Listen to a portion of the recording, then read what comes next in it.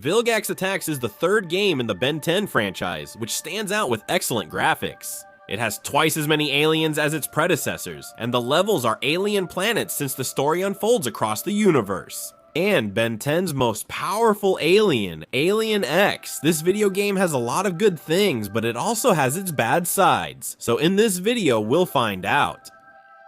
What an awesome game Vilgax Attacks was! A bunch of aliens, trips to other planets, and a storyline that was not just good, but very necessary. And let me tell you, the story is based on Vilgax's conquest of planet Earth. The squid has come up with a masterful plan, where thanks to several energy sources, he managed to create a gigantic portal that allows him to bring all the beings from the null void. This is going to force him to go with his entire arsenal to give Vilgax a good beating. The great thing about this video game is that it lets you have 10 aliens with which you can destroy everything that gets in your way.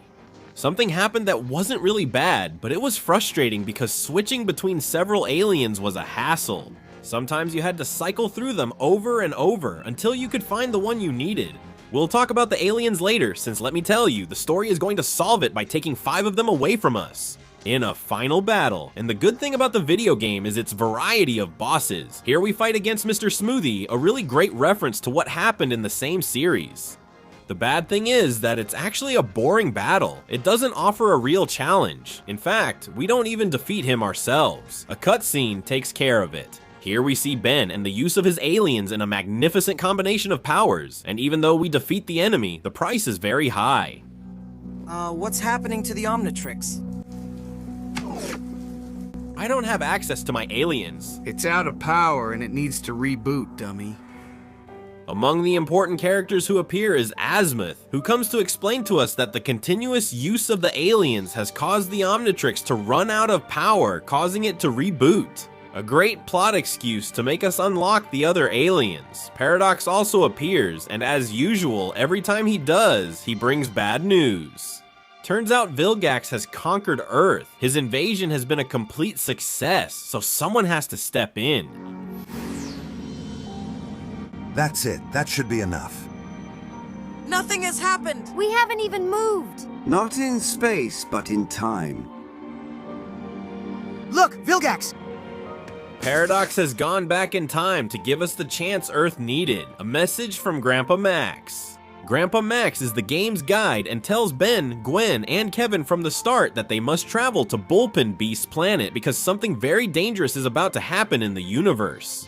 The great thing about all this is that with Sheep's help, we'll be able to travel to other planets. Among them, we had Bullpen, Terradino, Encephalopus 4, and Motoresi, which make up 6 of the game's 8 levels. The problem with visiting these planets was that they felt empty.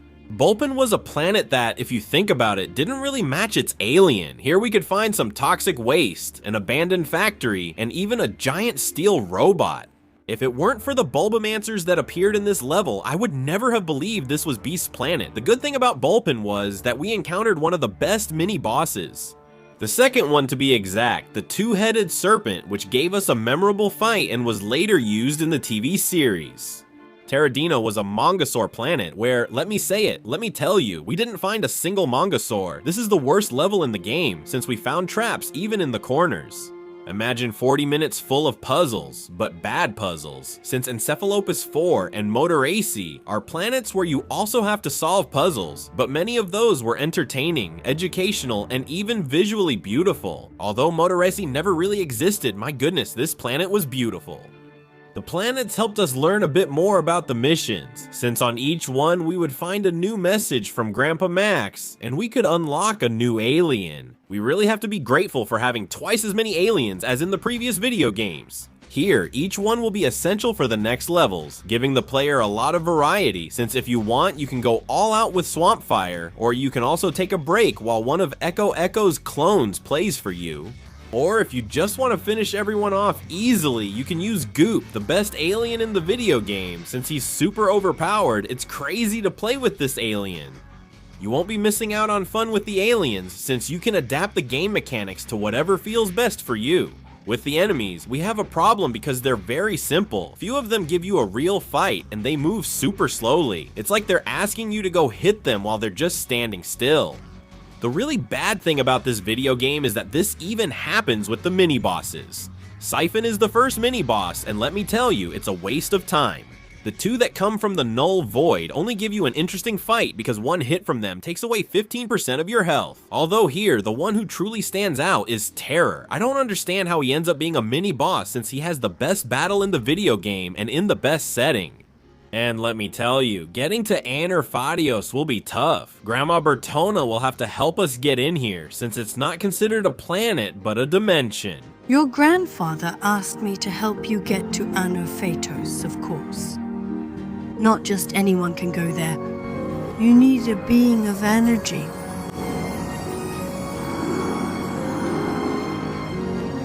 And here we go.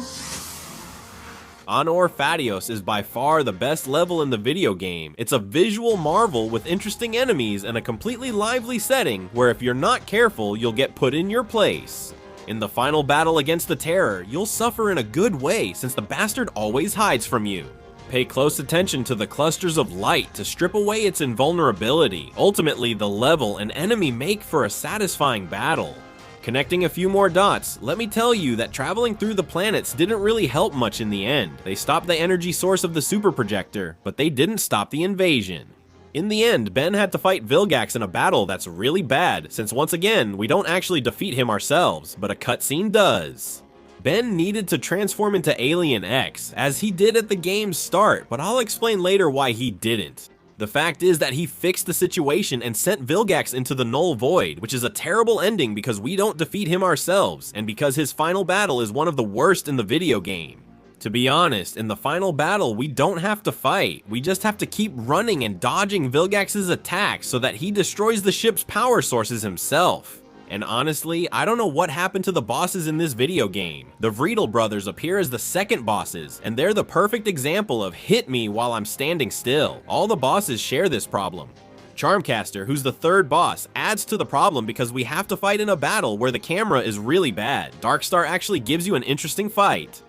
This alien's attacks are very flashy and will require all your skill to defeat him, almost as much as Albedo since we'll have to fight against his alien forms. The good thing about this battle is that we can weaken the other aliens' power. The downside is that they'll have the tendency to stand still, which takes away some of the intensity from the fight. The one who does offer you an interesting battle is the Void, or Dr. Animo in the Null Void. We have to make use of several aliens while we're in a fight to the death against this boss and his abominations from the sky. Of all the bosses, this one gives you the best battle. Vilgax Attack is a game that tried to do things right, and I think it succeeded to a certain extent. Graphically, it's beautiful. I didn't remember it that way. The worst thing about the video game is that it has a big contradiction. At first, Ben was going to use Alien X's power, but Dr. Paradox stopped him. It's confusing since he ends up using it later to save the day. In the end, it's a good video game where you can play as Shai-B in a small spaceship and travel to other planets. It's not the best right now, but it's not the worst either. Vilgax's Attack comes in second in this search for the best Ben 10 video game. The next video game is my favorite, Ben 10 Ultimate Alien Cosmic Destruction. I'll be making a super video about this, and I hope for your support in this video. I want to give a big shout out to these people. I'm Frio, and I'll see you next time. Goodbye.